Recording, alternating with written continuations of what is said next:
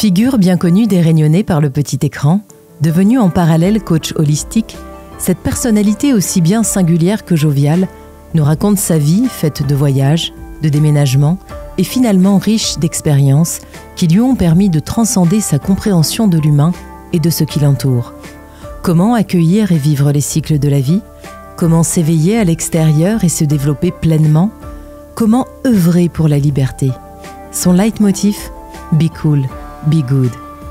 Pour nous soutenir dans le développement de ces interviews, vous pouvez vous abonner à cette chaîne YouTube.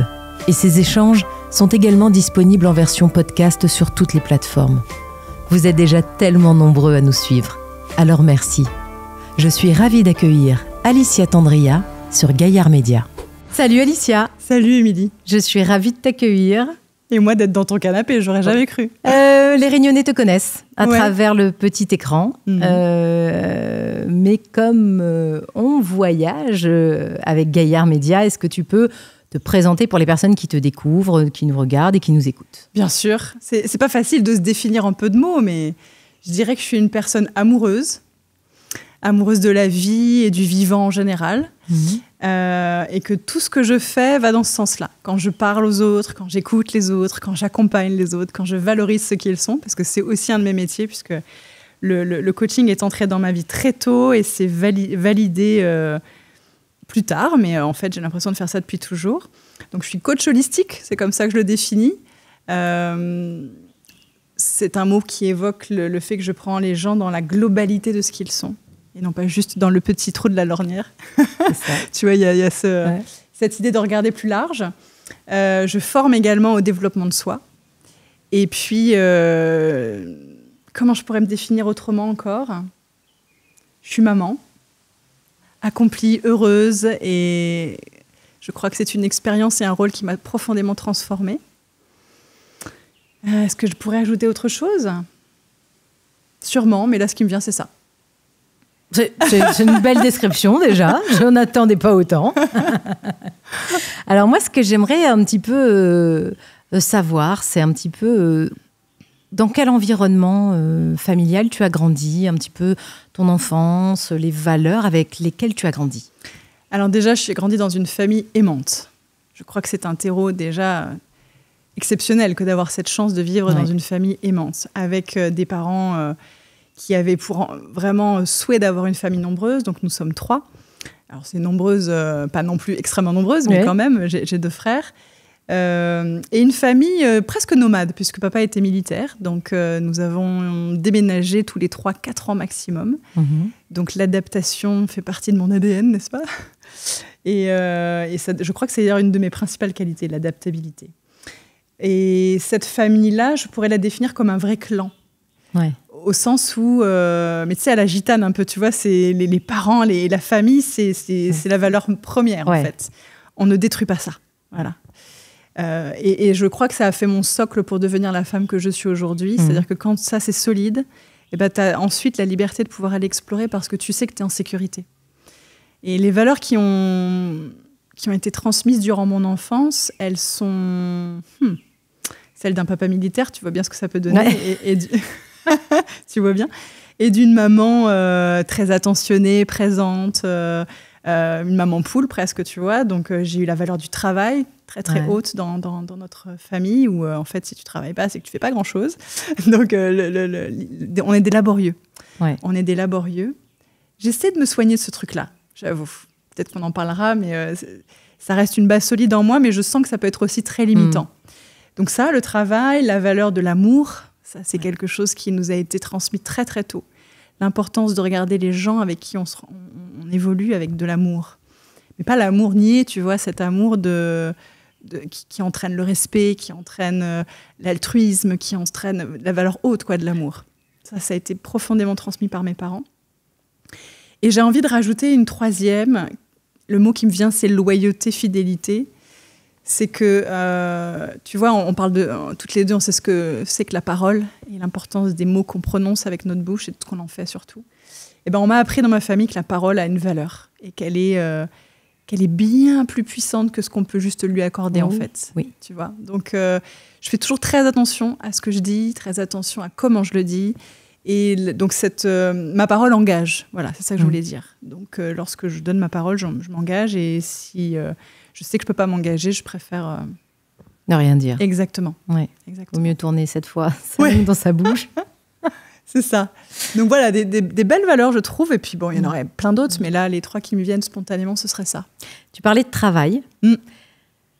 Avant de devenir animatrice télé, est-ce que j'ai fait d'autres trucs? Bah oui.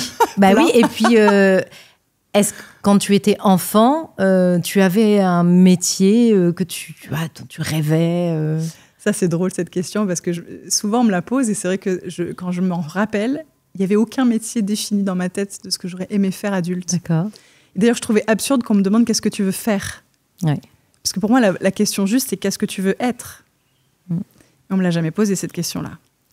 Et donc, un métier, pour moi, c'était pas une définition. D'ailleurs, animatrice télé, c'est pas un métier, c'est pour moi une façon de pouvoir encore une fois proposer ma parole et qui je suis.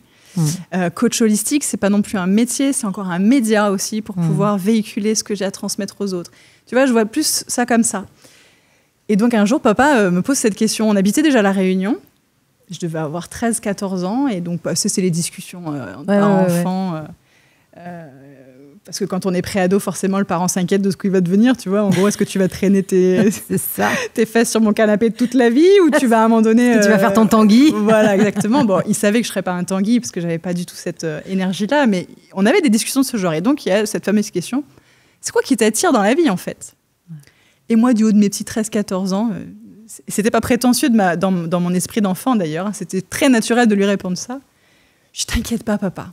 Je sais pas du tout ce que je ferais, hein. Mais sûrement un truc du genre, puis tu sais, je commence à réfléchir, tu vois, genre ambassadrice de la paix à l'ONU ou un truc dans ce goût-là. Mais tu sais, un truc c'est lunaire, quoi, la réponse. Ouais. Et là, je vois papa qui me répond, mais je sais pas, enseignante ou pompier ou tu vois, des métiers normaux, ça te parle pas ? C'est ça. Et en fait, c'est rigolo parce qu'évidemment, c'est pas un métier, ce que je viens de dire là, quoique ça pourrait le devenir. Mais aujourd'hui, dans ce que je pratique, dans ma façon d'œuvrer pour le monde, j'ai le sentiment qu'il y a une partie de cette réponse-là. Ouais. Tu vois, c'est rigolo. Ouais. Alors, je travaille pas pour l'ONU, mais enfin voilà, d'ailleurs, c'est pas grave.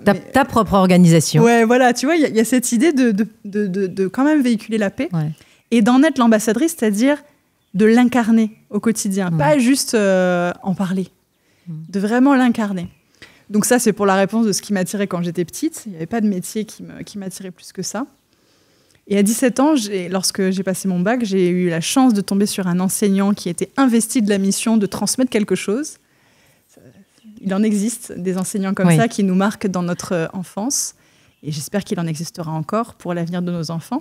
Et cet enseignant-là, en fait, spinoziste de confession, donc... Enfin, de confession, c'est un grand mot, mais tu vois, d'inspiration. Donc, qui a conscience que c'est l'énergie de vie à l'intérieur de toi qui te pousse, tu vois, qui te donne le désir d'en connaître plus sur qui tu es. Le fameux « connais-toi toi-même » sur le temple de Delphes. Et il m'a enseigné ça, en fait, dans l'année de mon bac. Et là, tout de suite, ça m'a semblé une évidence, en fait, que tu ne peux pas faire si tu ne sais pas qui tu es. Ouais. Donc, qu'est-ce que je veux être, c'est tout de suite posé dans ma vie. C'est pour ça que j'ai l'impression de faire du développement de soi depuis que j'ai 17 ans. Et je ne savais pas à l'époque que le métier d'accompagnant pouvait exister, tel un coach comme je le suis aujourd'hui. Et je n'ai d'ailleurs pas fait des études dans ce sens-là au début, en fait. Je me suis vraiment cherchée, parce que j'ai démarré par du tourisme, rien à voir. Mais toujours la parole, tu vois, les langues. C'est ça qui ça a été mon traceur. Et toujours le partage aussi, l'échange, la rencontre avec l'humain. Exactement. Donc, j'ai démarré dans les métiers du tourisme. Je me suis formée en tant que guide-interprète. J'ai obtenu mon diplôme. J'étais prête à faire ce boulot-là. Je l'ai fait un temps, d'ailleurs. Et puis, paf, tu vois, la vie, dans son immense sagesse, t'offre des cadeaux tellement mal emballés. Événement du 11 septembre, et le tourisme prend un sérieux coup dans l'aile. Et je me retrouve avec des gens dans mon métier qui m'expliquent qu'en fait, pour vivre, je vais probablement travailler pas plus de 150 jours par an, quoi, tu vois. Ouais. Et là, tu as la réalité des choses, c'est que je vivais à l'époque en Aquitaine, je ne parlais pas l'allemand, je parlais l'espagnol et l'anglais, et les clients qui venaient dans cette région-là, à cette époque-là, étaient plutôt des Allemands. Donc ça a été assez... je l'ai mal vécu, je t'avouerai, je l'ai assez mal vécu, ce bug-là, un petit peu dans la matrice de mon cerveau, j'ai étudié, et je ne vais pas faire ce métier, c'est quand même bizarre. Et donc, j'ai abandonné ce travail-là, puisque j'avais des factures à payer comme tout le monde à l'époque où je me suis lancée dans la vie. Et je suis devenue conseillère en images.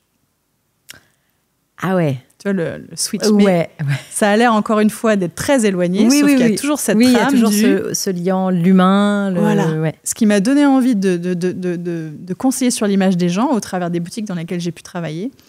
C'est ces gens qui arrivaient avec presque la page d'un magazine, et genre, tu vois, la page de Rihanna habillée sur une de ses scènes, et me dire, voilà à quoi je veux ressembler.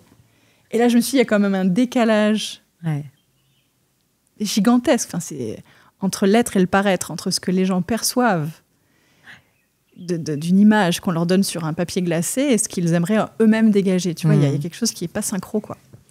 Donc, j'ai commencé à travailler mon développement de soi comme ça, dans l'altérité, avec l'autre, en observant comment, finalement, l'image qu'on peut avoir de soi et qu'on véhicule autour de soi peut évoluer.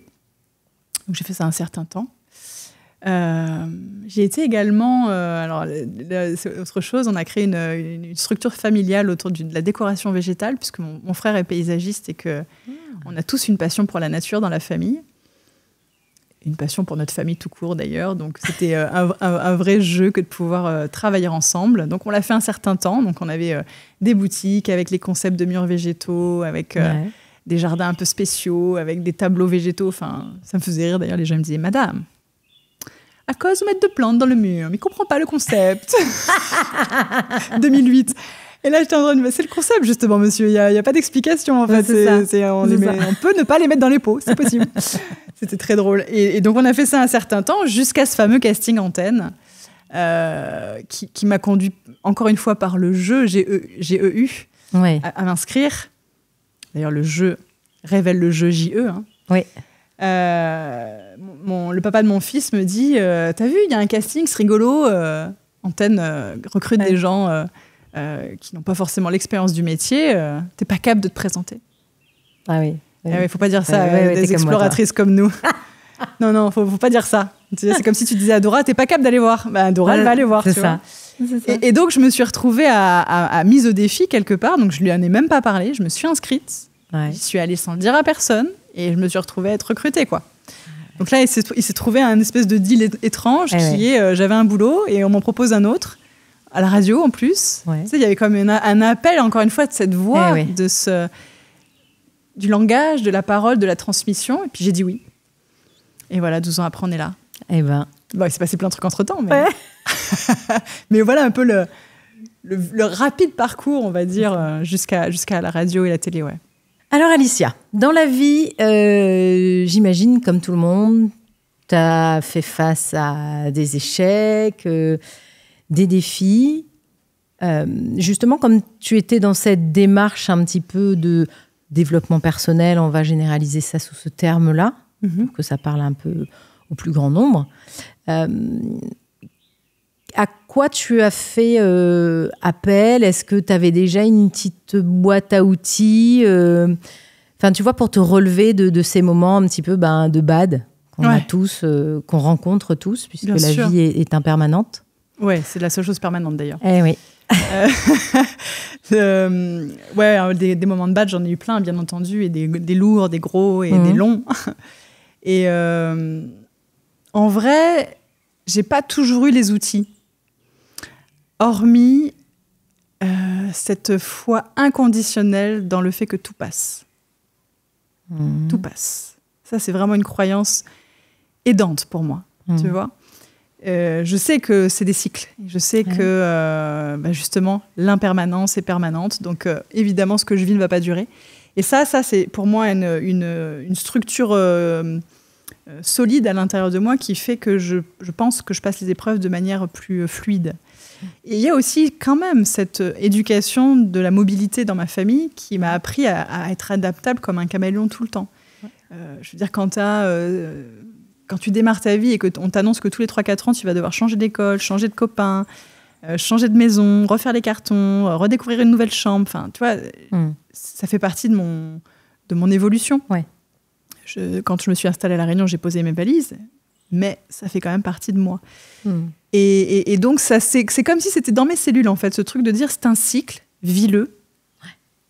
et accueille le prochain, parce que quand tu vas bien vivre ce cycle-là, même s'il est très, très, très, très, très, très sombre, forcément, c'est une opportunité de lumière.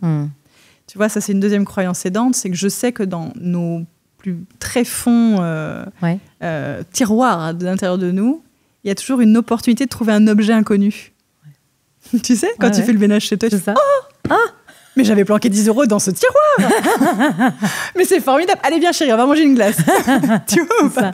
Et ben, c'est un peu pareil en soi. Il y a des endroits qu'on n'est pas à l'explorer et qu'on rencontre quand on a un deuil. Moi, j'ai divorcé, par exemple. Ben, ça a été un de mes très grands bads. Quand tu changes de métier et puis que tu ne sais pas trop où t'en es. Il y a plein d'occasions, finalement, de ne pas être dans ton assiette et de vivre des petites dépressions ou des petites morts de soi. Et à chaque fois, ça a été une opportunité de me rencontrer davantage. Donc ça, c'est déjà 2 outils forts que je crois en plus profondément que tout le monde peut utiliser. Il n'y a pas besoin d'avoir fait des grandes écoles pour ça. C'est ça. C'est simplement d'aller revisiter un peu les idées qu'on a sur la vie et sur le monde. Les idées préconçues en plus. Ouais, complètement. Et en fait, à chaque fois que j'ai plongé, tu sais, dans notre métier, on appelle ça la vallée des larmes. Ouais. C'est ça, quand tu plonges... Tu te dis, en fait, je vais jamais y arriver, quoi. Le truc, c'est un désert sans fin. Allô, l'oasis, où es-tu? Tu ne sais pas. Hein, il fait chaud, il te manque d'eau, et tu marches, et il n'y a rien qui va. Et à un moment donné, quand tu as terminé cette vallée des larmes, paf, la vie se dit, ça y est, tu as bien mangé, là, c'est l'occasion maintenant de te permettre de remonter. Et la suite est merveilleuse, parce que tu as accompli le cycle dans son intégralité. Tu vois, donc ça aussi, c'est quelque chose qui m'a beaucoup aidée, c'est de ne pas... ou plutôt de m'autoriser à aller jusqu'au fond du cycle. Ouais. Et de ne pas me dire tout va bien, tu sais, la pensée magique. Non, en fait, les cycles sont faits pour être vécus, donc c'est bien pour ça qu'il y a des saisons, il y a des hivers, et les hivers sont froids, et sont lents, et sont rudes. Il faut les vivre, tu vois. Et derrière, le printemps est magnifique. Est-ce que tu es quelqu'un de spirituel, qu'on pourrait appeler de spirituel? Spiritualité dans son sens large. Oui, j'allais te dire, ça dépend de la définition qu'on donne. Exactement. Non, au sens large, je parle pas là de religion. Ça peut être le cas, mais non, dans spiritualité dans son sens le plus large. Oui, dans ce sens-là, je peux affirmer bien sûr que oui. J'ai depuis petite cette conviction qu'une force bien plus grande que moi est à l'œuvre, évidemment. Je dis depuis bien plus petite parce que je crois que c'était même dans le ventre de maman, des anecdotes rigolotes. Et aujourd'hui, je la vis quotidiennement, c'est-à-dire que pour moi, la spiritualité, c'est pas quelque chose à part de la vie. C'est quelque chose qui, encore une fois, s'incarne. T'as vu, on a fait le choix d'un corps, on a fait le choix d'une identité, on a fait le choix d'une nationalité, d'un lieu de vie, on a fait le choix de plein de choses. Ça, c'est une croyance personnelle qu'on a choisi ce que l'on vit. L'époque également. Ok, donc vivons-le à fond. Si je suis dans le corps d'Alicia, il faut qu'elle vive la vie d'Alicia. Donc, cette spiritualité qui m'anime, elle doit être au profit du quotidien dans les relations que j'ai tous les jours, qui sont de ma boulangère à mon fils et ma fille, à mon patron. Si un jour j'en ai un nouveau, tu vois. J'ai pas de patron, mais... si, mon patron, c'est l'univers, en fait. C'est ça. Mon boss, c'est l'univers. C'est pas du tout prétentieux, ça. Mon boss, c'est l'univers. Donc voilà, ma spiritualité, je la vis dans quelque chose de très incarné, très quotidien. Et je le vois comme, si je devais le définir simplement, comment voir le sacré dans l'ordinaire. Comment... Même boire un verre d'eau, c'est sacré, en fait.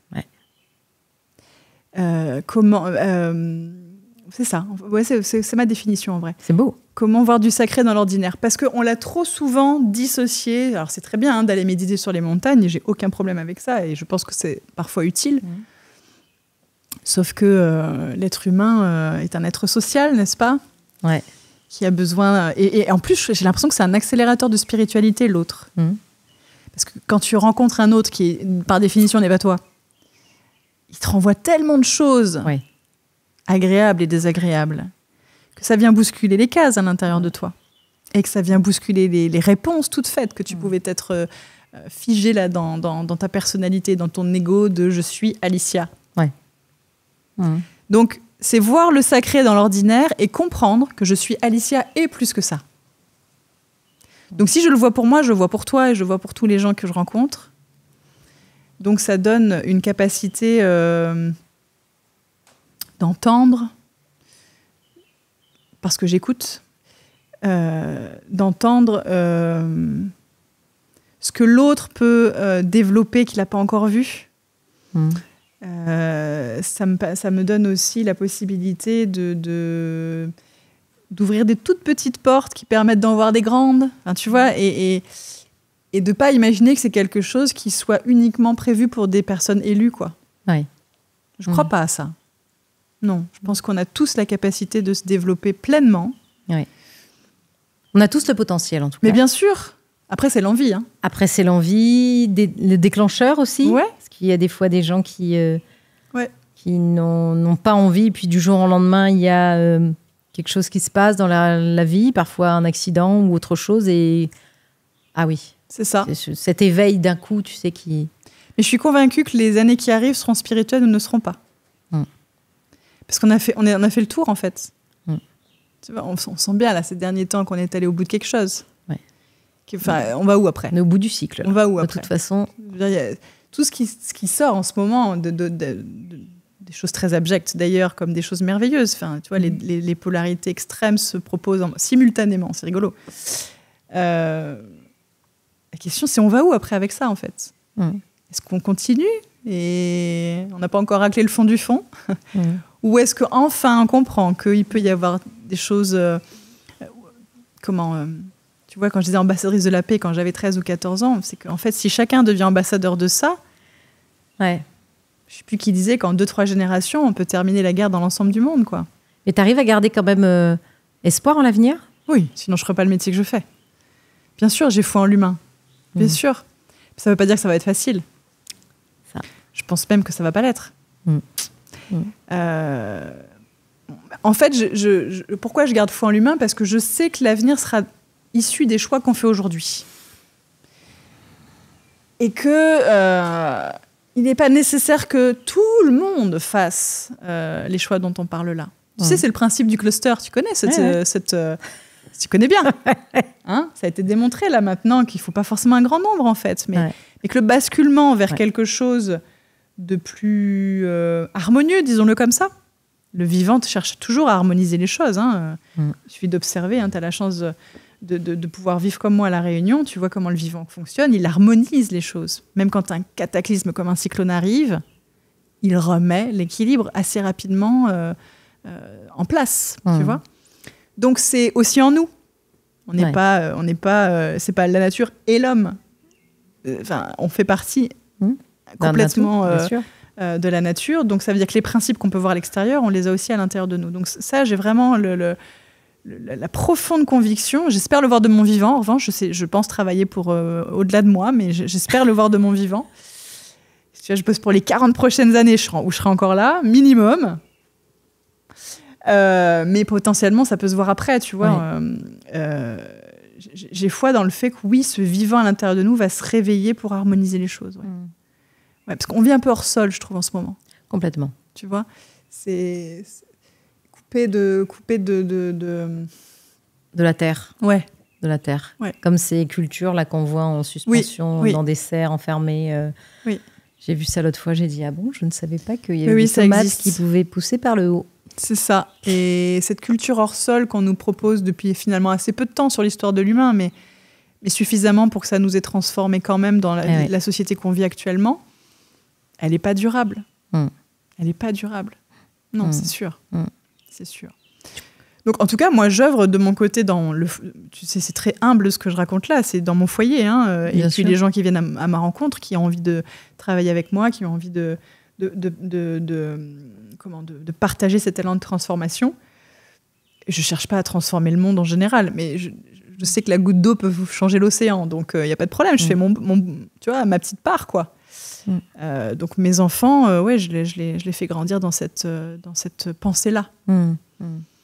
La pensée que, de manière individuelle, tu peux entraîner des choses collectives immenses. Tu en as la responsabilité même. Ouais. Tu vois ? C'est vrai. C'est ça, la responsabilité. D'ailleurs, quand tu travailles pour la liberté, forcément, tu travailles pour la responsabilité. Ça va avec. Tu peux pas œuvrer pour une grande liberté et n'avoir aucune responsabilité. C'est pas possible. Donc, forcément, je permets à mes enfants d'intégrer cette idée majeure qui est tu es responsable des choix que tu fais aujourd'hui pour vivre la vie que tu vas mener demain. Et tu seras le lot de tout ça. Personne d'autre n'en sera l'auteur, comme dit Créole, pas moi l'auteur. C'est ça. Et oui, mais si, en fait, tu vois. Et du dentifrice que tu t'es taché sur ton t-shirt ce matin, en passant par l'entreprise que peut-être tu feras faillite dans 20 ans, tu vois. C'est ça. Tout. Tes questions de choix. Et au quotidien, est-ce que tu as mis en place des petits rituels pour justement pour construire ce monde idéal et pour être aligné finalement avec ce pourquoi tu te bats au quotidien. Enfin non, c'est même pas une bataille, parce que c'est un développement quotidien, je dirais, plutôt de ta personne. Est-ce que tu as mis en place des petites choses Pour moi, personnellement, oui, déjà, c'est sûr. Beaucoup de gens craignent la routine et s'en plaignent. Moi, je trouve que c'est un formidable allié, parce que notre mental en a besoin pour être capable justement d'explorer le reste. C'est un peu sa zone confortable, la routine. Donc oui, j'ai mes routines et rituels, on peut dire. Exemple, je me gratte la langue tous les matins, par exemple. Alors on pourrait dire, qu'est-ce que c'est étrange comme pratique, mais elle est double en fait. Tu sais, rappelle-toi le sacré dans l'ordinaire.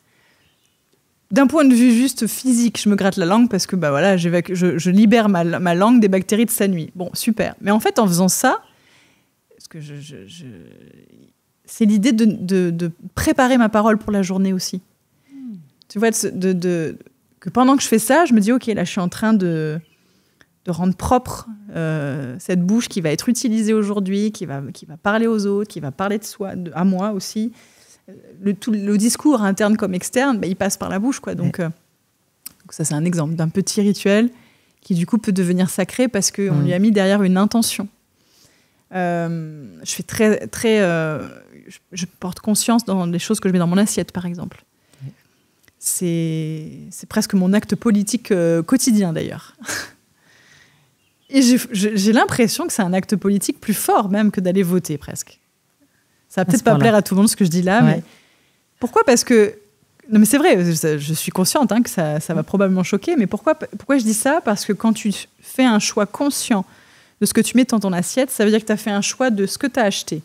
Où tu l'as acheté ? Dans quelles conditions ? Dans quelle quantité ? C'est déjà pas mal.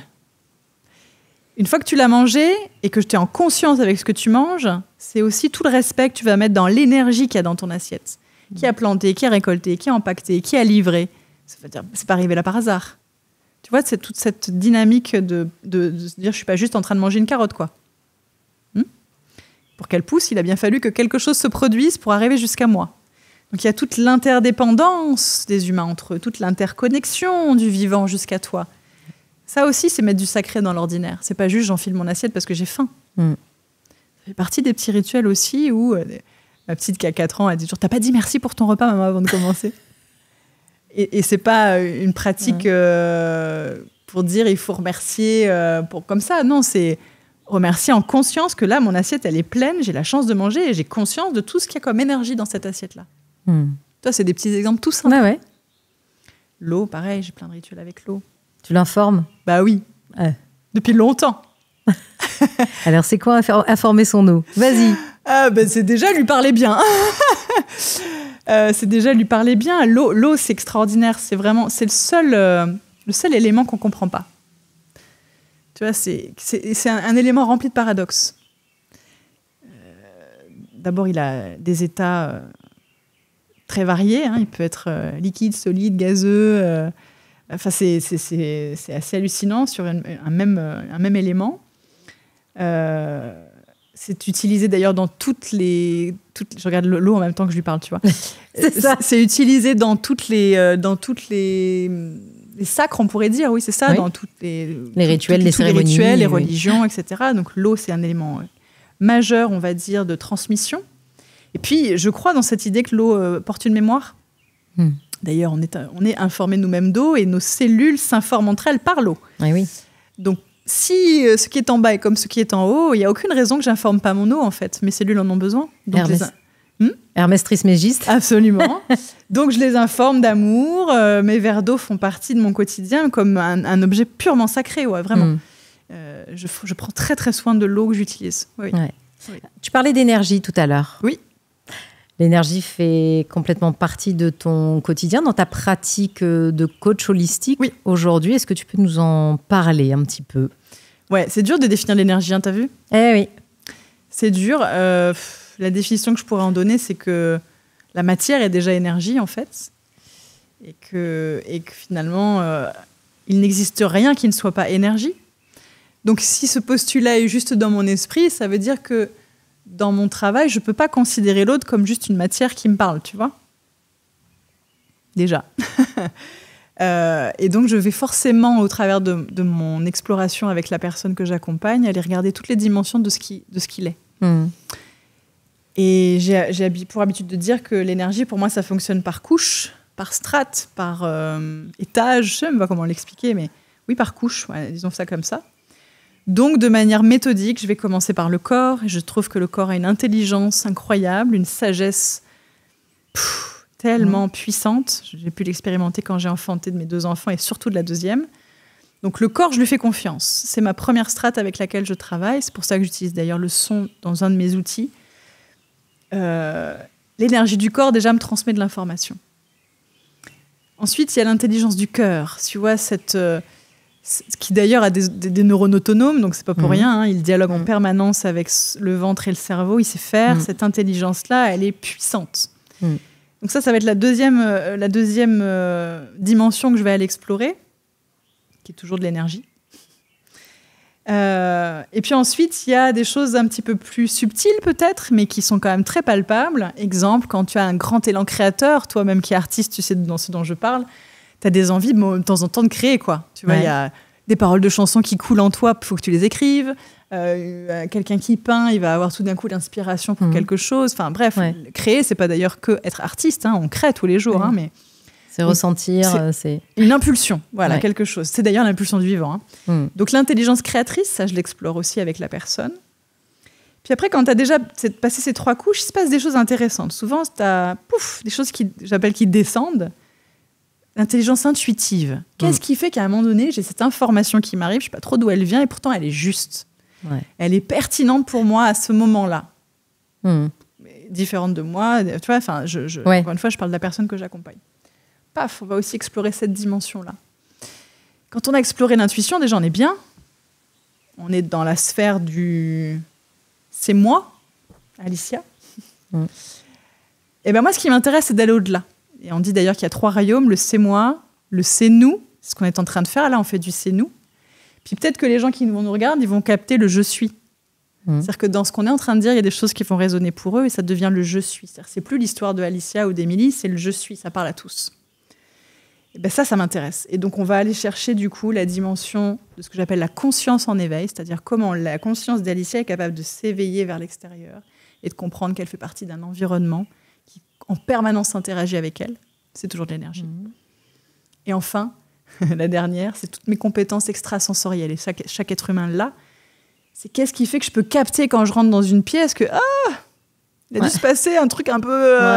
il y a une embrouille dans cette pièce, c'est pas possible, c'est pas terrible. Tu vois, c'est palpable et pourtant c'est subtil. Donc, dans mon travail, l'énergie est bien sûr présente parce que toutes ces strates-là proposent une sous-couche de l'énergie jusqu'à arriver à un moment donné à comprendre, en tout cas à permettre à la personne que j'accompagne de se rendre compte qu'elle n'est pas juste ce qu'elle s'est au préalable autorisée à définir d'elle-même. Tu vois ? Et donc, je travaille avec le son aussi pour l'énergie. Oui, avec les diapasons. Entre autres. C'est ça. Les diapasons, j'utilise ma voix, j'utilise du cristal, j'utilise des bols de l'Himalaya, j'utilise des gongs, j'ai un tambour, enfin tout ce qui pourrait être un véhicule vibratoire, mais qui propose des fréquences bien précises. Et là encore, ça joue avec la matière. Il y a des réponses étonnantes. Tu vois, il y a des... Et est-ce que tu as remarqué dans ton travail, justement, avec ces différentes fréquences, est-ce que les gens vibrent ? C'est évident, hein, je sais la réponse, mais je voudrais ton regard de connaisseuse et d'experte, entre guillemets, mais est-ce qu'il y a une fréquence sur chacun vibre à une fréquence, mais est-ce qu'il y a une fréquence idéale pour le bien-être ? Non, c'est vraiment pas définissable comme ça, parce que déjà, chacun de tes organes vibre à une fréquence particulière. Donc on est en train un petit peu de l'explorer, et la médecine rentre progressivement aussi dans cette connaissance des vibrations. Je pense que c'est une médecine très ancienne en vrai, et qui progressivement réintègre en fait la médecine allopathique, et c'est très bien parce qu'elles sont complémentaires, elles sont pas du tout opposées. Exactement. Au contraire. Donc une fréquence qui irait pour tous, je n'y crois pas. C'est comme un médicament pour tous, je n'y crois pas. Et je crois vraiment qu'il y a en plus des variations. C'est-à-dire que dans une même journée, eh bien, la fréquence de ce que je suis va évoluer au fil de ce que je vais vivre, au fil de mon état interne, au fil de ce que j'ai mangé, au fil de ce que j'ai entendu, au fil de ce que j'ai dit.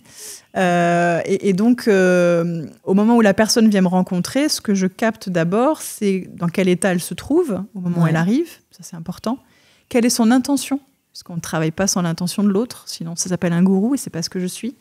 Donc, quelle est ton intention avec laquelle tu voudrais explorer en fait pendant cette séance ? Et puis ensuite, on mesure à la fin. On mesure vraiment ce qui s'est produit finalement entre l'état de démarrage et l'état de sortie, quoi. Et donc, ce que j'observe, c'est un profond état de détente déjà.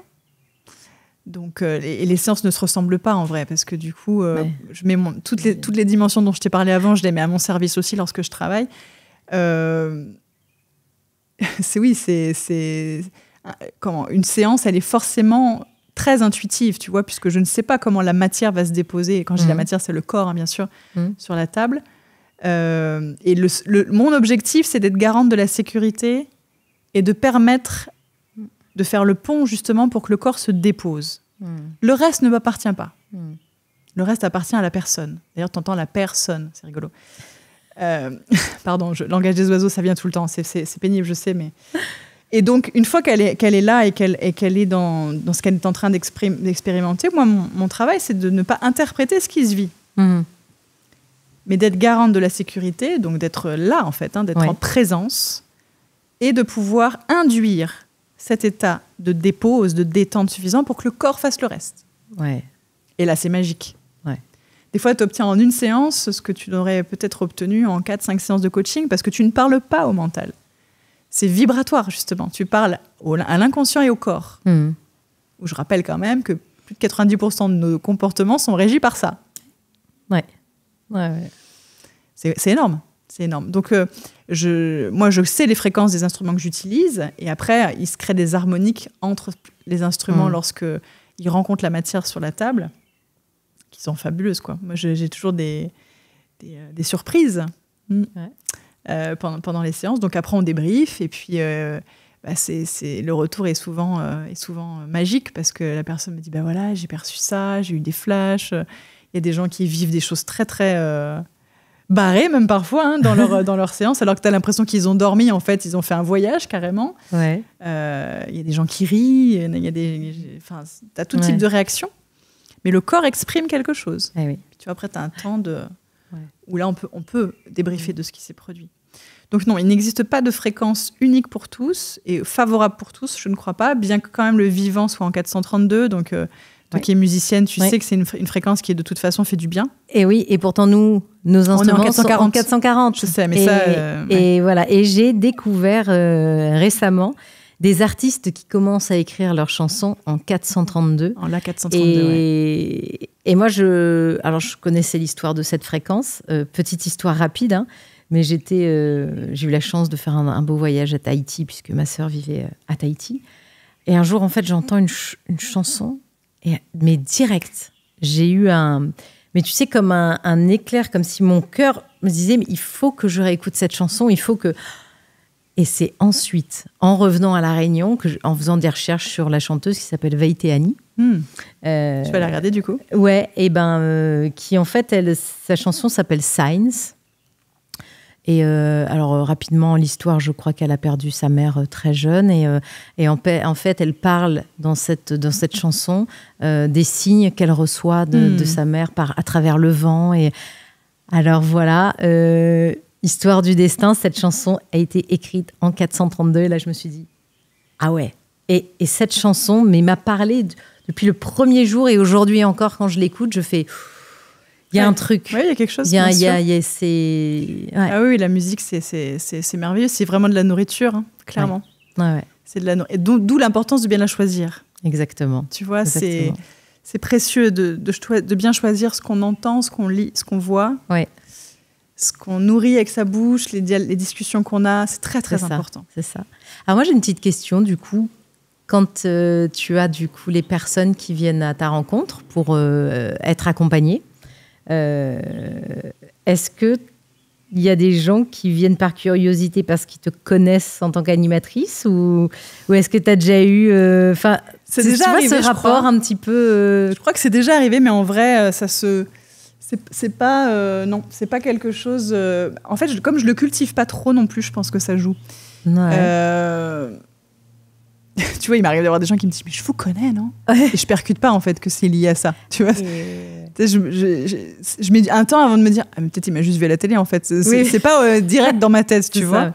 Donc c'est pas automatique, non. Et la plupart des gens qui viennent me rencontrer, c'est plutôt parce qu'ils ont lu ou vu quelque chose que j'aurais posté sur les réseaux et que ça leur a parlé. Bien que je fasse très attention à la façon dont je parle, c'est effectivement dans le média télé, et que je choisis les projets aussi pour que ma parole soit honorée, comme je te le disais au début. Mais non, les gens qui viennent me voir viennent vraiment me voir pour autre chose que la partie animatrice. Ouais. Et c'est bien. Parce que oui, non, mais carrément. Voilà, c'est une partie de moi et ça ne me définit pas en vrai. Ni même d'ailleurs le métier de coach holistique, ça ne me définit pas. Ouais. Tu vois, c'est une partie de moi. C'est une partie de toi. Ouais. C'est pour ça que c'est difficile de donner une définition de soi. Eh oui.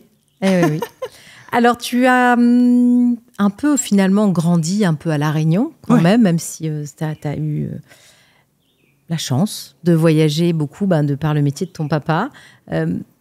On peut considérer que tu es une Réunionnaise de cœur? Oui, complètement. Quand j'ai mis le pied à l'aéroport, je dis à mes parents, j'ai l'impression d'être rentrée à la maison.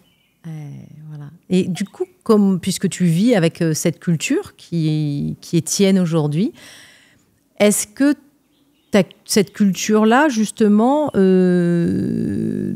t'aide à mieux comprendre le monde ou t'as apporté quelque chose de supplémentaire que tu n'aurais pas trouvé ailleurs? Bien sûr, c'est ce qui fait que j'aime vivre ici. Oui, clairement. Oui. Un grand oui, parce qu'à La Réunion, on trouve tout ce qui me donne envie de croire en l'humain, en fait. On trouve de la beauté. Parce qu'il faut dire ce qui est, notre île est absolument merveilleuse et je suis triste quand les gens ne le voient plus. On vit sur une île belle. Donc, on vit dans la beauté. Pour moi, il y a les 4 B ici. La beauté, le bien, le bon et le bio. C'est Aruna Lipschitz qui en parle de ça. Elle le dit très bien. Si vous avez envie d'aller regarder ça, La Voix de l'amoureux, c'est absolument fabuleux comment elle en parle. Et quand tu as ces 4 choses-là déjà autour de toi, tu es bien loti, hein.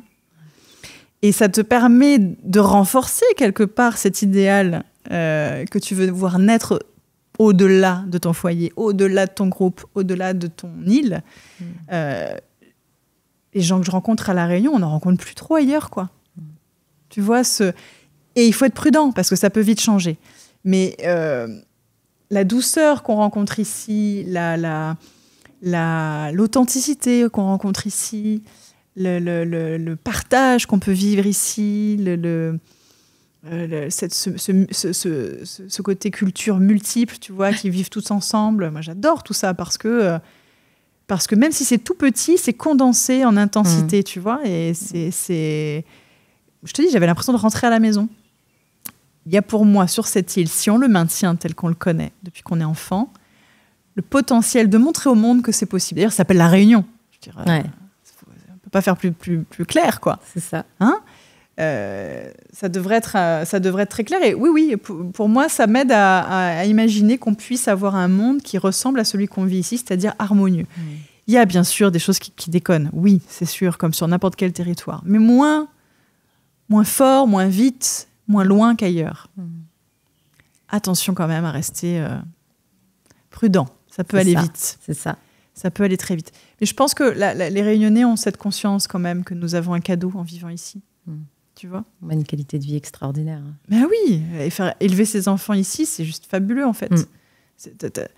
Si tu fais les choses avec conscience, t'es quasiment assuré d'avoir des enfants bien dans leur basket, qui auront probablement envie d'aller voir le monde après, mais qui seront bien chez eux. C'est ça. Tu vois, ce rocher solide là, dont on parlait au début de cet échange. Je ne sais pas si ça répond à ta question. Mais... Si, ça répond complètement à ma question, mais j'étais loin et j'étais en train de me dire qu'on arrive déjà à la fin de cet échange. Moi, je voudrais savoir qu'est-ce qui est gaillard aujourd'hui dans ta vie. Tout. J'adore le cri du cœur. Ouais, tout. Vraiment, j'œuvre quotidiennement pour ça. Et tu parlais de bataille tout à l'heure. Je le vis plus comme une bataille aujourd'hui. J'ai 43 ans cette année, donc j'ai plus envie de me battre, quoi. Au contraire, j'ai plutôt envie de kiffer et de montrer que c'est possible. Donc, je dis tout parce que j'ai un foyer heureux, parce que j'ai des enfants magnifiques, parce que j'aime ce que je fais et la façon dont je le fais, parce que, encore une fois, nous vivons sur un territoire extraordinaire. Parce que j'ai des projets qui me font des bulles de champagne à l'intérieur, pour tellement de raisons qui ont l'air d'être ordinaires peut-être pour la plupart des gens, tu vois, je cherche pas à être milliardaire ou autre, mais il y a du sens en fait dans ma vie. Ouais, c'est peut-être ça en fait, il y a du sens. Et donc à partir du moment où il y a du sens, il y a une puissance d'agir, il y a une envie de garder ce mouvement de vie là tout le temps. Juste et pertinent et efficace.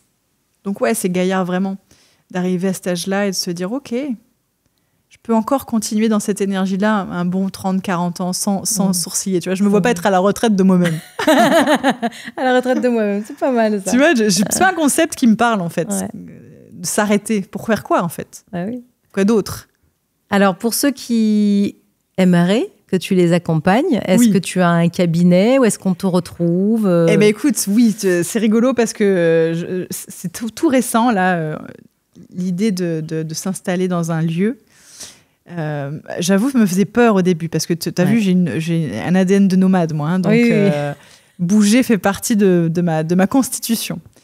Et pourtant, cette année, ça s'est proposé comme étant une évidence.